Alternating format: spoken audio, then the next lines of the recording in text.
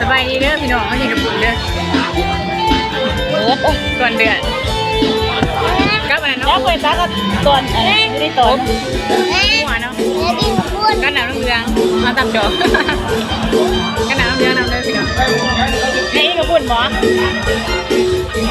เร็วไม่ลายมาเลยกับปุ่นไอ้ตะแขกกินยังไงไอ้จอกไม่จอกที่จอกเฮ้ยไอ้จอกมากจอกแกย้อนอ่ะนี่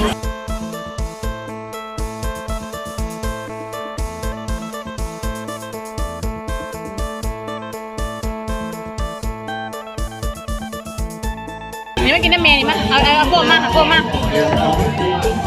เอาพวกตอนนั้นมาไปไว้ก่อนเดือดเนี่ยจะแสบกันเลยชมอยู่ปะตัวเราเดียวกันปุ๊บแม่ใส่หนังเลยอย่างนี้ได้กับปุ่นปะทุกไหนไปหาตังมาไว้หวยมันไหนมันกินหมูเบิร์ดเอาไปหาน้ำมาไปหาได้น้ำหนามหวยคนไหนมันกินหมูเบิร์ดเอาไปดูหันจ้ามืออย่าจ้าเขาก่อนเดือดเอาก่อนเดือดเอาปะไม่แพ้กันเลยน้ำพุเนาะ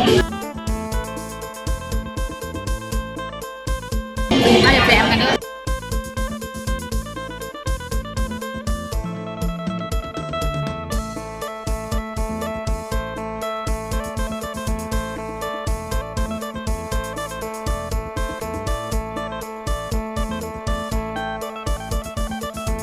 งวงๆสิบเรา10เลยงวง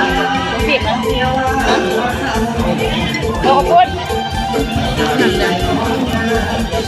มา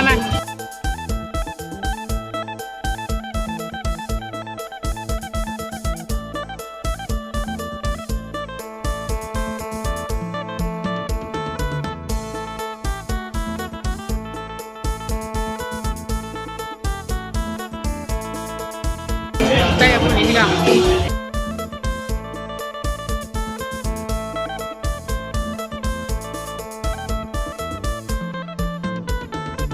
น้ำโมเพชรบ่หันกินเด็กเลยเนาะเพชรกับโมเพชรเห็นเนาะ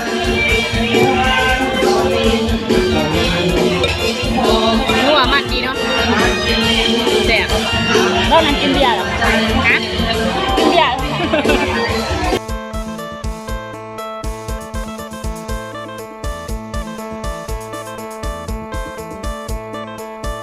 แซ่บจังครับ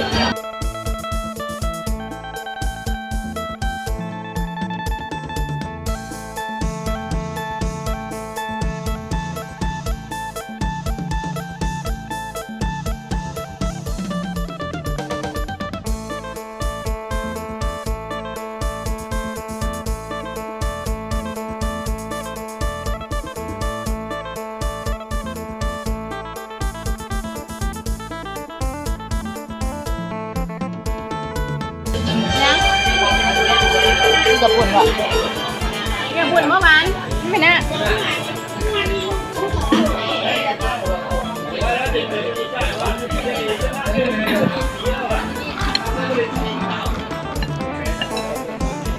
โอ้เปื่อยเนาะโอ๊ตเนาะ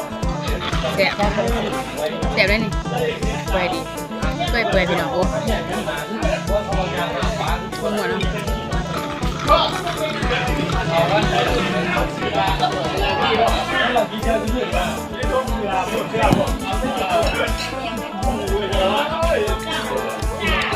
กินมาได้จริงจะไม่กินหรออยากความดันกินความดันเนี่ยคือกันได้บางทีบางครั้งที่หันก็เป็นวินไปได้ค่ะมีหัวจีนนี่วัดกันนอนเขาเลยความดันเป็นบ่เนี่ยนะไม่ต้องบ่นแม่เลยนะพูดอยู่นะบริเวณสวยปะ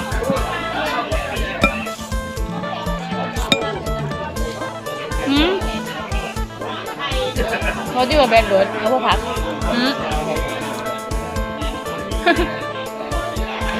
เสียง คือตอนได้กับคนดัน ไฟมา คือตอนได้คนดันก็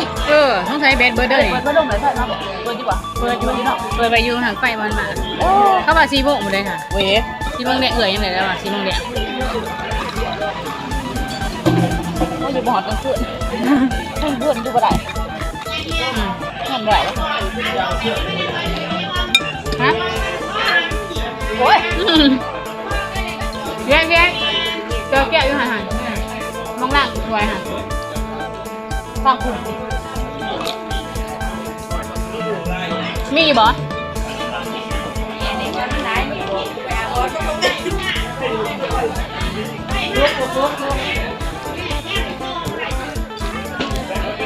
แบดเบิร์ดดิ แล้วไงนะฮะ เราดูทั้งบุญ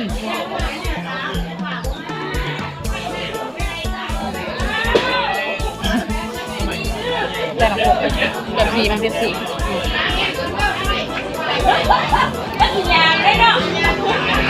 ไปกินว่าจะไปขึ้นเด้อก็ยังให้ดูบ่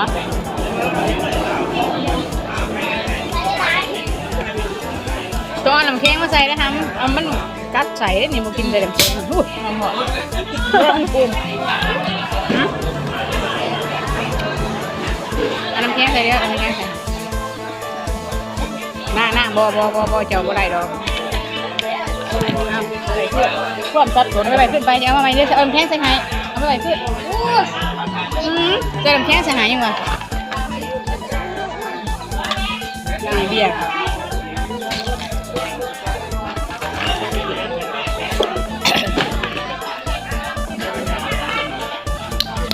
แบดเบิร์ดเนาะรับกับรับเบิร์ดได้ถึงไปรับทัวร์เลยเอาแข็งใส่ให้ก่อน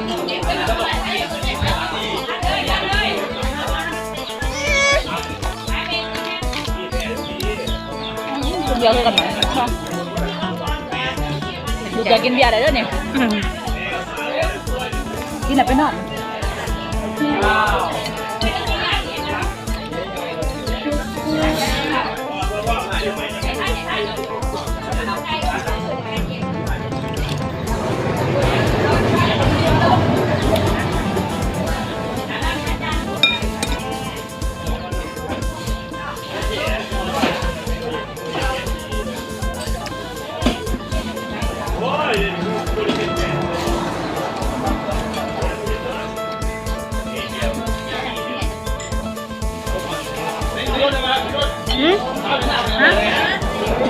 โอ้พี่อยู่กินน้ำเลยไม่ได้อยากกินน้ำหรอเขาบอกกินได้วันจะกินได้เนาะซ้ำเอื่อยซ้ำเดี๋ยวโอ้จะเป็นนี่ไม่แห้งเลยพี่ไม่ได้ยิ่งได้ซ่านี่ผู้ยิ่งได้โซ่ยิ่งพอเอากระดูกเมย์ซ่าคุณนี่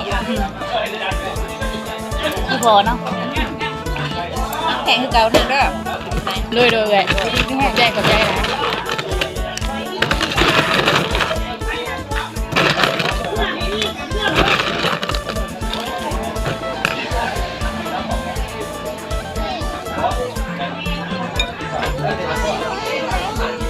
สมเนาะให้เราไปกินเนาะ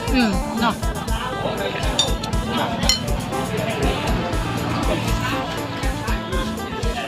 เรื่องเด่นหน่อยเรื่องงามอย่างเงี้ยส้มไม่ใส่หนังก็มันจะเนี้ยเป็นไรกินมีเสนอพี่น้อง มันก็จะเนี้ยเป็นไรสุดเด้อการกินหนาเลยสบายดี